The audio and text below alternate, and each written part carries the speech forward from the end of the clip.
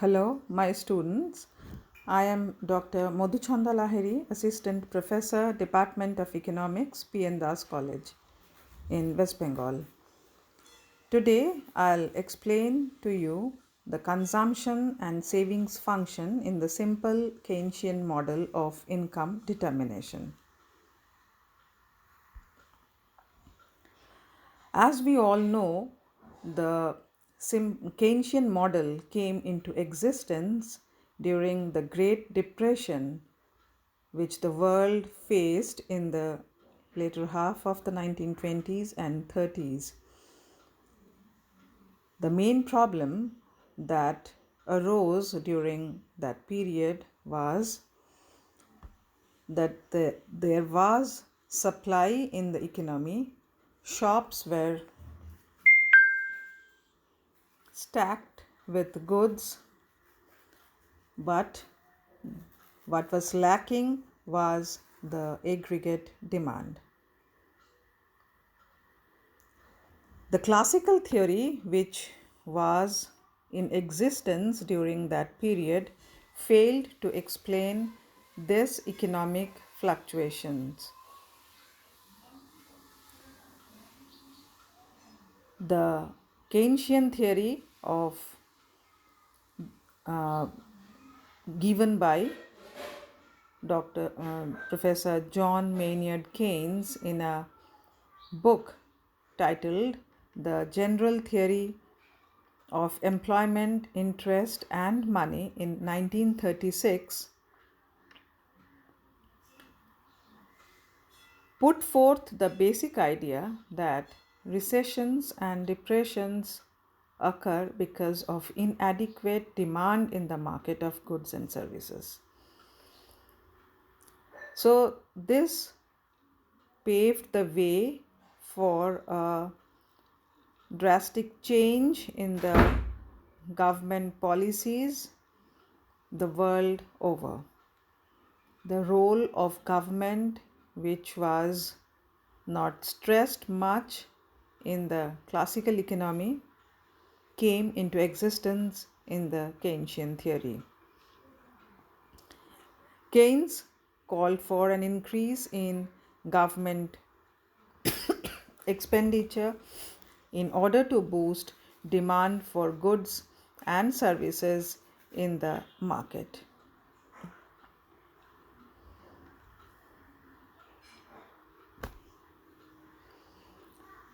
The Keynesian theory is a demand side theory.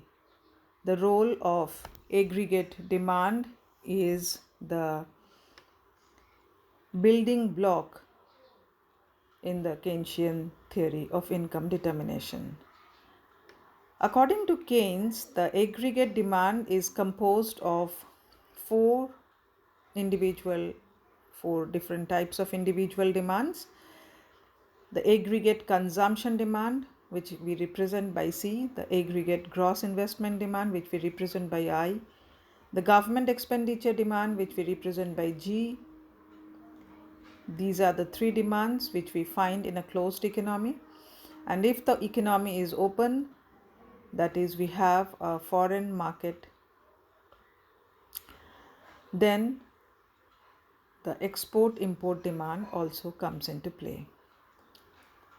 In this chapter, we will concentrate only on the aggregate consumption demand, or C. The consumption demand, according to Keynes, arises from the household sector on their expenses on any goods and service that they do for satisfying their demand. These expenses are not meant for investment purpose.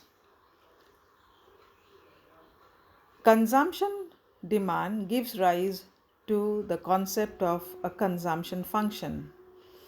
Consumption function, it gives the relationship between the aggregate real consumption expenditure of an economy as a function of real income. C is a function of F, C is a function of y.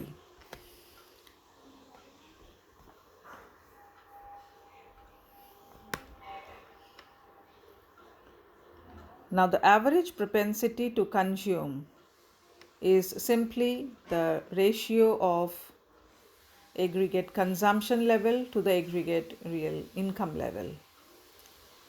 Now, what's the value of APC?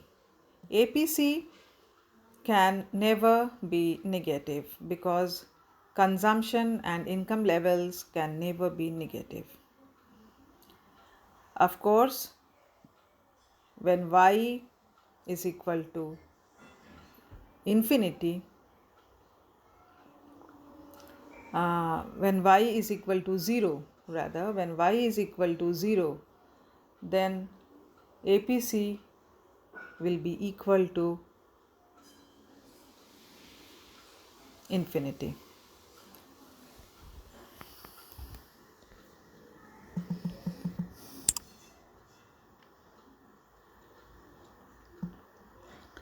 Marginal propensity to consume is defined as the change in consumption due to change in aggregate real income. So it is written as MPC is equal to delta C by delta Y. MPC can be conceptually be positive, negative, or zero, because any change in consumption or income can be positive, negative, or zero. But as the change in consumption is in the same direction as the change in income, so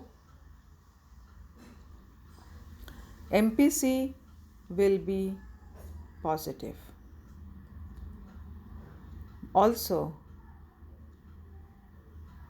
any change in income will be accompanied by a less than or equal to change in consumption. So in that case, delta C by delta Y will take a value less than or equal to 1. When MPC is equal to 1, it implies that in the entire change in the income of a consumer is spent on increasing the consumption. And when it is less than 1, when MPC is less than 1, then a part of the change in income is kept aside, that is, it is not spent on increase in consumption. We have some characteristics of consumption function. There are 4 characteristics. The first one is that the real consumption is a stable function of real income. The marginal propensity to consume, or MPC, lies between 0 and 1. Ideally, it is not equal to 1, as individuals or households do save a part of their increase in income for saving purposes. The average propensity to consume is always positive. It is never equal to 0 because consumption can never be 0 even if income is 0. APC is not equal to 0 but a positive number, positive value, which can take the value infinity when income is 0.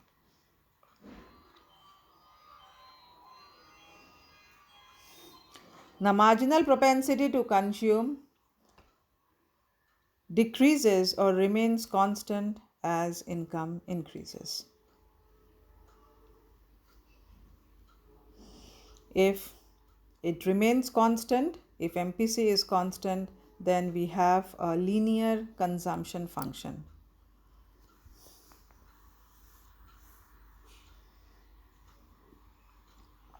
These 4 characteristics give us the shape of the consumption function. we assume that the MPC is constant, and then we have a straight line consumption curve, a straight consumption line, which has a positive intercept with the vertical axis, and like this.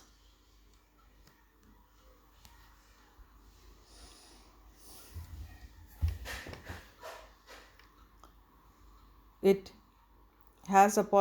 makes a positive intercept with the vertical axis, which implies that even if y is 0, we consume a positive amount.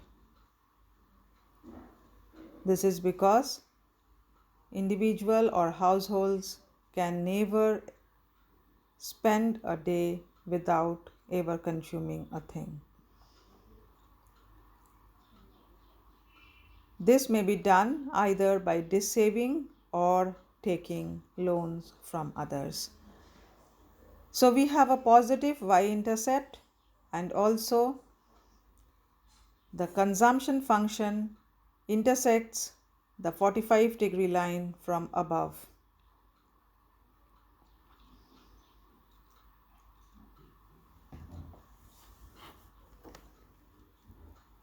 This means that the slope of the consumption function is less than 1.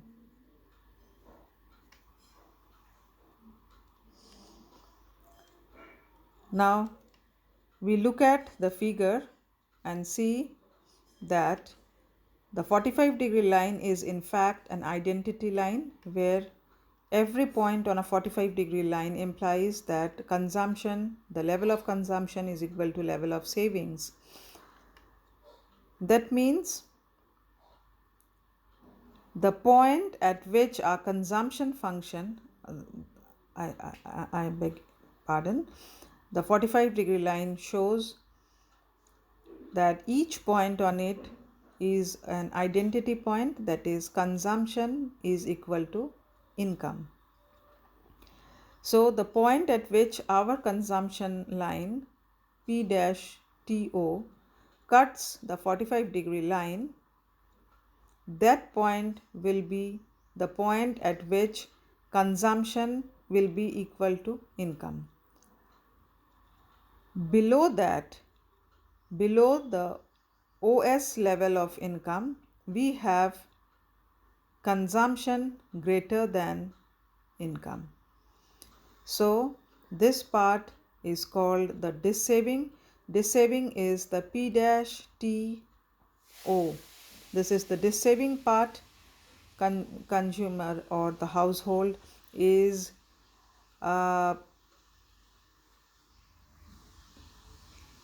P dash TS. This part is the dissaving part. Whatever income the consumer or the households in aggregate are making, they are consuming more than that, and as a result there is an aggregate dissaving. The upper open triangle made by the 45-degree line and the consumption function is the savings part. As the income increases beyond OS, the households in aggregate start savings.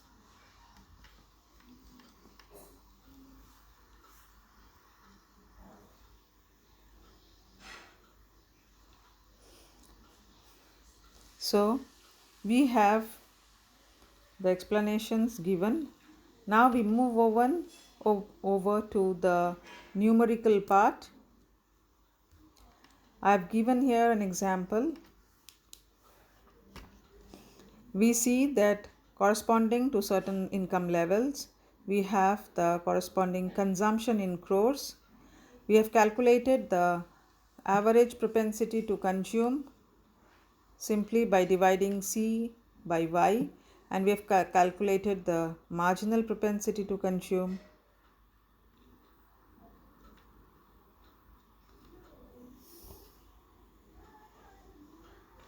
We have also calculated the marginal propensity to consume by dividing the delta C, that is change in consumption, by delta Y, that is change in income, we find that in this case both the average propensity and marginal propensity to consume takes a value of 0.75 throughout. That means it is a straight line consumption function.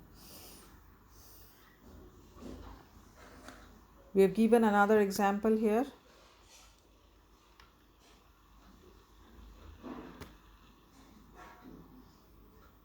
Here we find that the consumption function is drawn from on the basis of the table given, and as a result we find that it is a straight line demand curve, straight line consumption, aggregate consumption demand curve.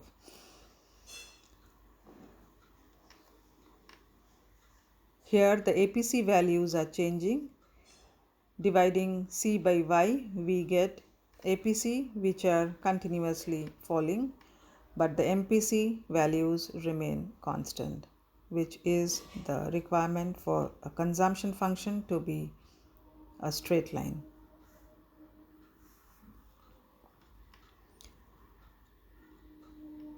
Now, on the basis of this, we derive the savings function. Savings is nothing but the difference between income and consumption.